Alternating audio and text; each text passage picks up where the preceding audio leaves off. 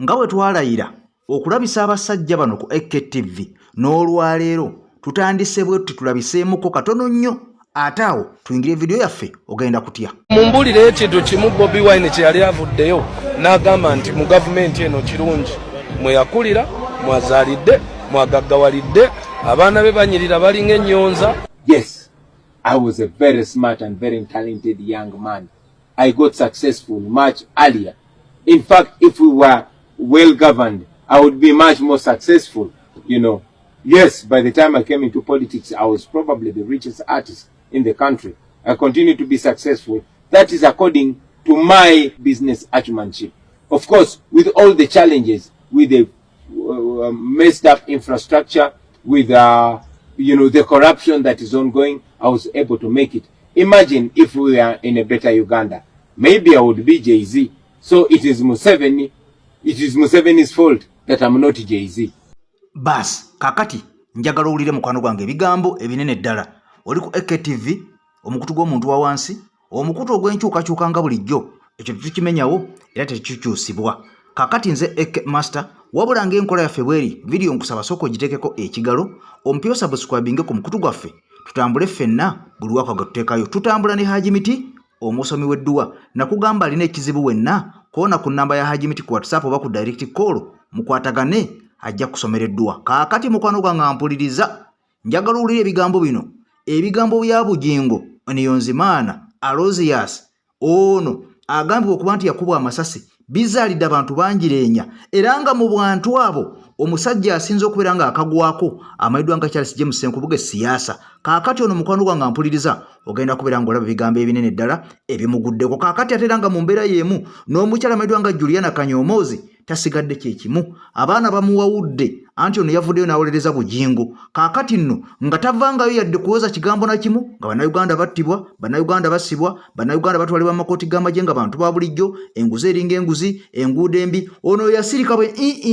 kaakati nno olwaliro avuddeyo n'ayasamya akamwa naye bamulaze levo. Wabula nga sinakutwalayo njagala ojjukire nti Uganda erina olukuŋŋaana lwegenda okuteeka lumayiddwa ng'olwannaamu, wabula nga olukuŋŋaana luno lulese bannayuganda bangi bakaaba nga balaajana nga bayika maziga. Kakati sooka olabe ebigambo bino nga sinakutwala James Senkubuge n'omukyala amayiddwa nga Juliana Kanyomoozi, tusooke tugyewo emboozi eno kubanga nkulu nnyo eri omuntu wa wansi.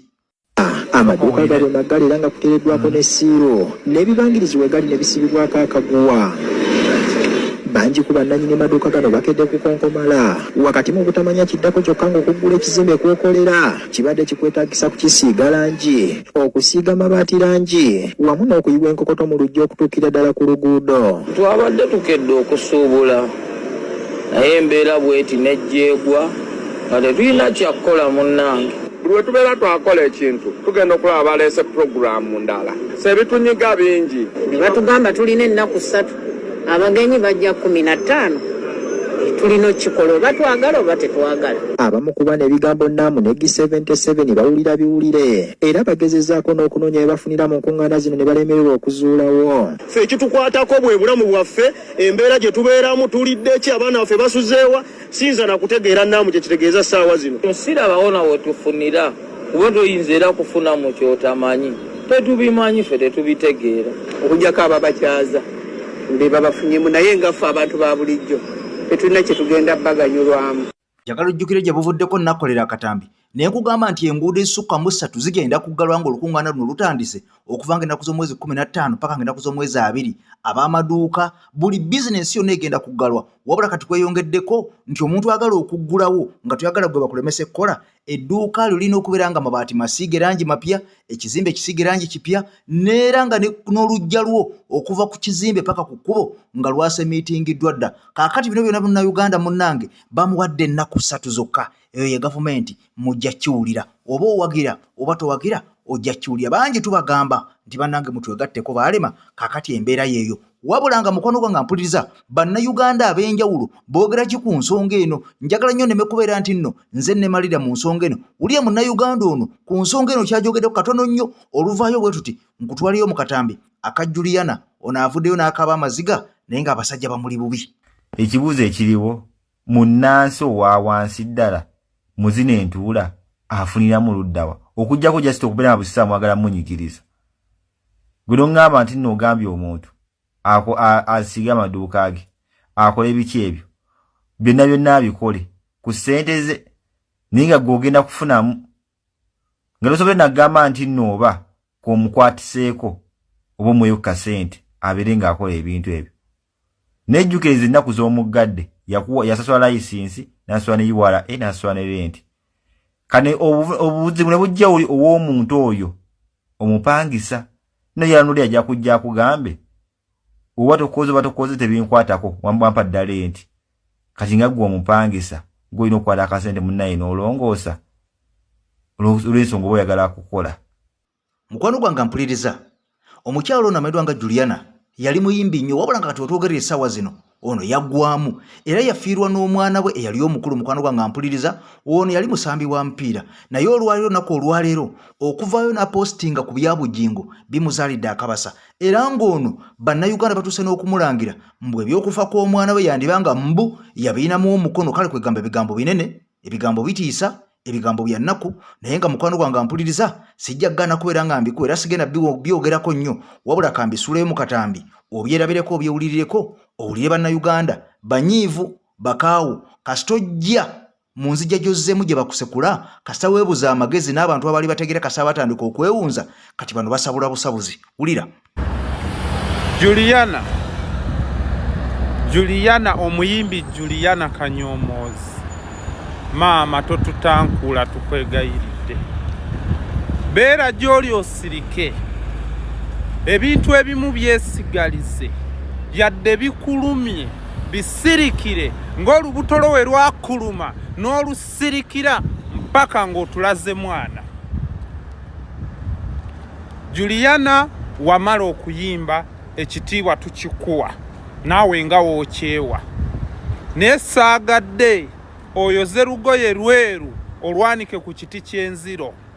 Juliana tugenda kusabula tukuwe ne risiiti tujja nakusalako omugambo nti gwe yettira omwana wo gwe yamutuga twesonyiwe tuli bakoowe kimala. Sooka otuule eyo okubagana embugozo weebuuze bano bagenda okusekerera omuntu lwaki bamusekerera ye lwaki Bujingo ye musumba yekka mu ggwanga lya Uganda.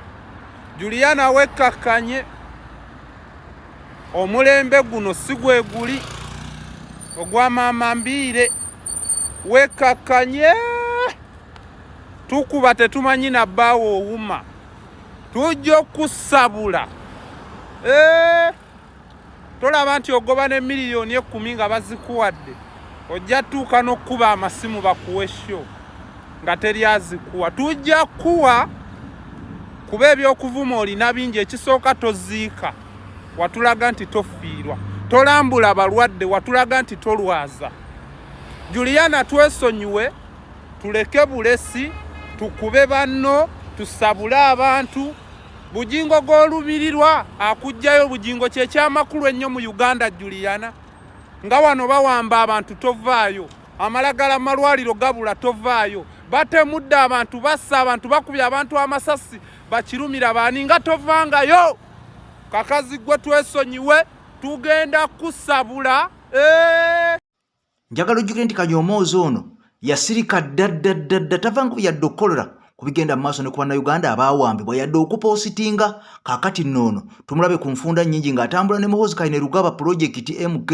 Kaakati ono mu mbeera eno jjukira nti bino byatuuse ku MK memba ono amanyiddwa nga Bujingo. Tumanyi ffenna wa MK sina pasita wabula mu nnabyabufuzi awedde emirimu. Kaakati bino ebyamutuuseeko n'ono Juliana atera okuyimbira Kanyomoozi ku birthday bye. Kaakati be bamu bonna ekigurupu kye kimu yavuddeyo n'apostinga abaana kwe kumuyisaamu eggaali enkambwe. Wabula nga Charles James Senkubuge ono yali muzannyi wa Katemba n'abeera ng'akolako ne ku Radio Simba atendesa abantu bangi. Wabula mu mbeera eno y'omu ku baasinze okusaakanya ku TV nti omusajja yakubiddwa amabwa twagalabyeko ani yafudde wolokoso n'abamungi nnyo. Ono nga yegasseko fulufiga anti programu gye bakola y'emu ya ku Salt TV ya kumakya bagikola bombi. Kaakati mukwano gwange mpuliriza ono Charles James Senkubuge kimuguddeko njagala okyerabirako Charles James Senkubuge kimutuseeko njagala okyewulirireko kubanga abasajja bano bakulu naye munnange emyaka gyabwe ate gye bakulidde kutandikidde okubanga abagala okubeegomba ate we boonoonekedde mu kifo kye bandikoze ebizimba Uganda ebitwala Uganda mu maaso ne beeteekamu ekibanga bulaba omukulu amayirwa nga Alex mukulu munnanga abasajja bano bawemuse buwemusi ebigambo byerabireko obyewulirireko tajja kunyiiga problemu ya mwami Senkubuge olunaku lwe yakola ki bwe yalokoka olunaku bwe yalokoka gwe genda okibuze ne mwami Kibuuka lwakubajja ku kyo kigambo yeyita mu edi olunaku lwe yalokoka nkibuze mwami Senkubuge okibuze n'abaana ab'omu Bakayimbi nagezaako kukola kyaki waliwo omulenzi gwe yatambulanga naye okusimba eyo era n'ava ne kusimba nga bagenda kukola kyaki ebimu ku byamugjayo okukeera ku makya agenda kukola kyaki and why is he getting back to that, you know? It pains me to talk about Mami Senkubuge as it pains me to talk about Mami Kibuuka, as it pains me talking about Mami Abemuchili, as it pains me talking about Mariam Dagire. Abantu abo tubadde nabe tusula wamu tutambula mu nnyonyi emu tutuula ku ntebe y'emu emyaka gyonna in the same bed ffe twefumbira emmere mu biyungu byaffe si mwaka gumu seebiri naye ekinnuma kyekyo a person me I think sagala kwogera ku programu yaabwe nabirabye ku TikTok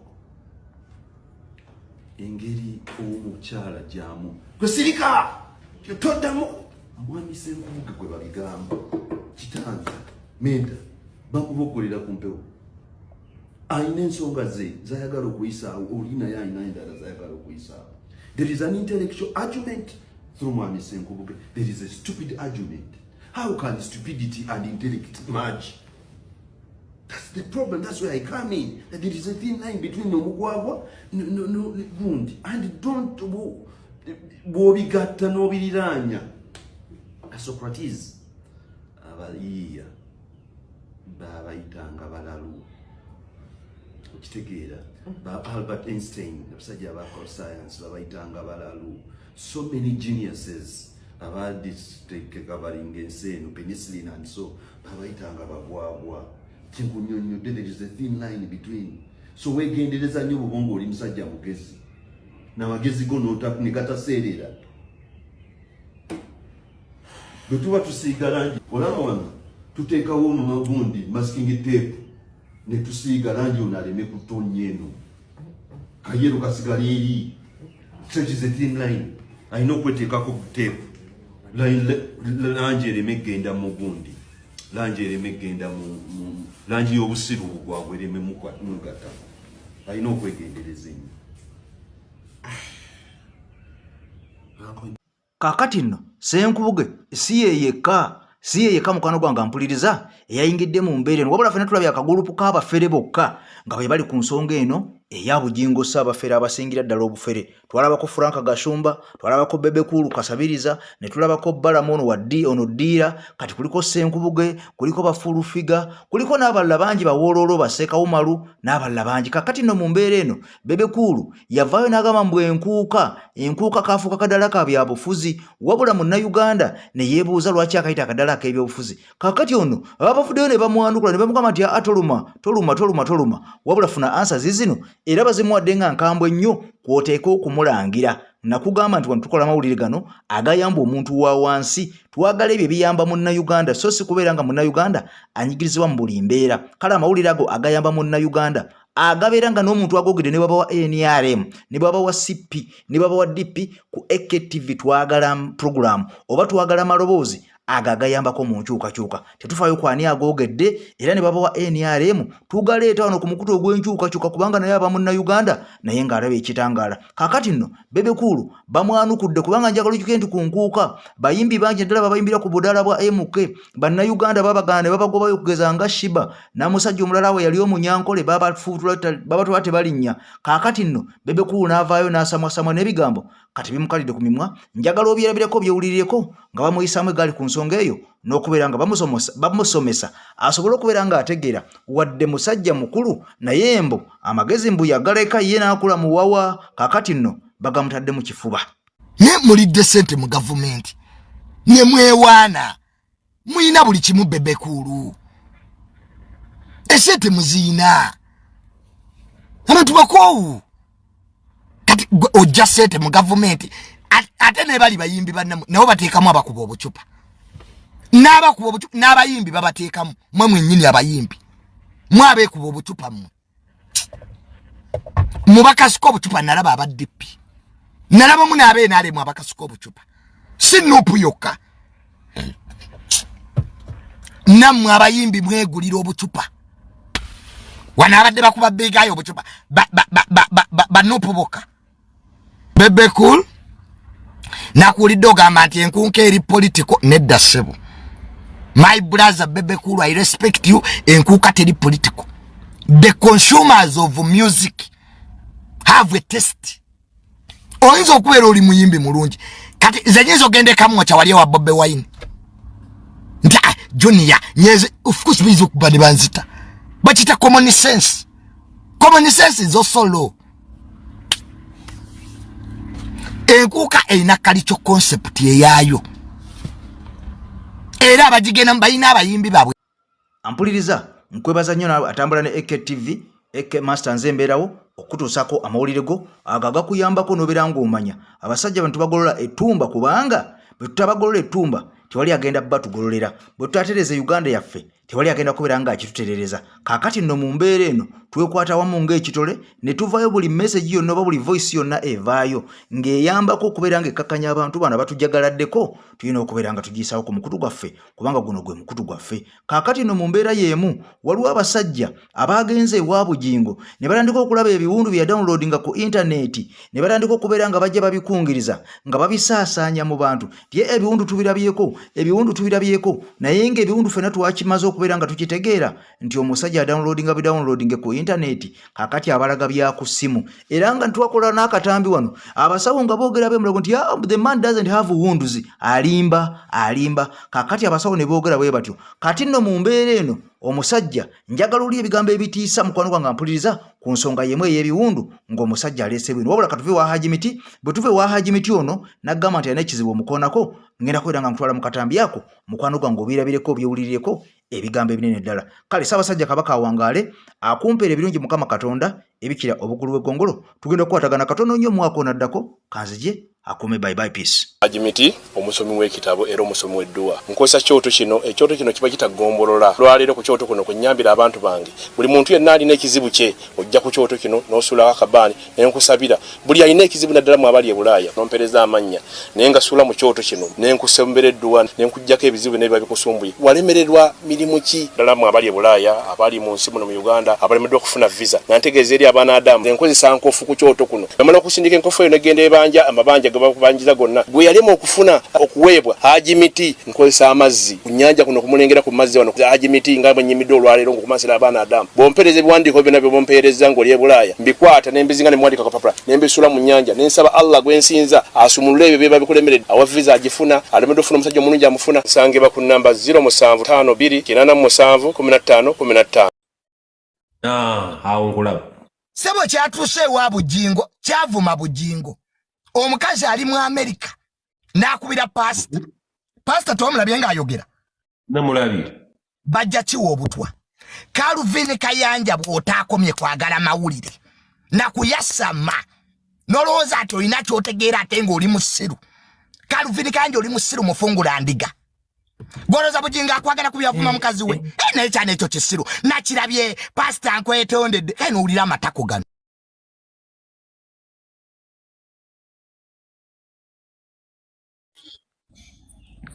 Wamanga nembwa emanyije batajagala. Kati bachi wadde nkoko ye yakitabudde. Kiri ekitalyanga. Just supu. Chawuse supu. Byonna bonna nekikwata buno butikati obera ku dining ne kyesangula. Lezi abade siryanga ku nkoko. Kati enkoko Calvin Kayanja tusobola kulya nkoko. Tumusondere enkoko Kayanja. Goli kisiru Calvin Kayanja oli matako. Kale uli ochingira mbitu bya family yange. Gwe taatawo. Kano uli lettako lino. Kano uli kati Calvin Kayanja gweko mbere dobazi lyange gusuwa gukusabiti mudobozi lyo ngomusaba data mbuli yange wa mbuliryo kati kakubulire kabata ku status jendiko nsobola okusaba eyembwa oyo Calvin Kayanja oyo asobola kwegulira underwear kiri eri bambi kati bakiwadde enkoko kize Calvin Kayanja oli mazi ojja kufira mu byotamanyi sigwe akola emulago ye yawandika gundi ye mulago doctor's report kyagirabye keche kisiru n'ebiwundu yabirabye ya Bujingo mwe ebiwundu yabirabye gye biri mu mugongo ebiwundu babala birabe oba ba doctor's report n'ebiwundu kya kirunjo biraba wogenda mu ddwaliro tebakuwa report ya musawo mbagikuwa eriwa simanyi oba yagirabe kati alina kujja tugambe gwe Calvin mazi kyagizire kiri n'ekiraba bambi kisajja kyattu okulya ku kimalamu Calvin Kayanja tosobola kugula byakulya kati oba bambi bakisuubiza mmeka nebyekirimu tekibimanyi Minister Internal Affairs General Tafire yayogera ki Minister atwala polisi wama yagamba ki tujukizeemu gw'olina bwino kubanga omwana agaye bambi ne Bujingo yennyini takyagala golozo lwaki Bujingo yakoze video ku Calvin Kayanja ekyo omanyi lwaki yakoze video abantu bakagende wa Pastor Bujingo bangi lwaki yakikozeko video ki Calvin Kayanja nange saategedde lwaki yakoze video yeewuunyiza ekisiru kino era Calvin Kayanja oli ddebe kyaze kiri enkoko waliwo yakikubidde ndoza Godfather yakigaye wano bafumbye kyagala okulya bane woba onatta Calvin Kayanja teeka ebyokulya teeka obutwa mu mmere bajja kiwa obutwa ekyo afuse taata Saamu aze mu kifo kya taata Saamu nkugambye bakikubidde essimu nti eyidde nekidduka emisinde namayumba nekikola ne video Pastor asonyiwa kati badde bakimye emmere kocho Pastor asonyiwa mpute ku supu ne bakiwa ne kiwuuta obutwa bane kisajja gwe Calvin Kayanja oli kisiru tekiyimirira ku nsonga kyo kikyuka kyagala essete kiringa mayembe kyolaba ekyo kimazi goza kyabadde kisutute wano yavuma Kayanja lindako wano yavuma Pastor Bujingo